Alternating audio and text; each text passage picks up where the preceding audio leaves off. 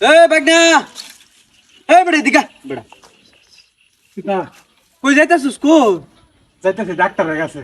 কেরে তুমি জানো না আজকে 15 দিন হয়েছে বিয়ে করছি। ও বিয়ে করছিস তো জানি তো।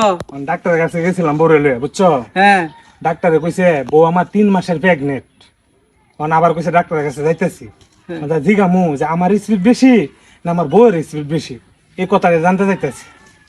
বুঝছো মামা, খুব ঝামেলা আছে আমি এই বিষয়টা লইয়া। এই ফুলা কি কইছে? আমার মাথা তো কিছু ঢুকতেছে না।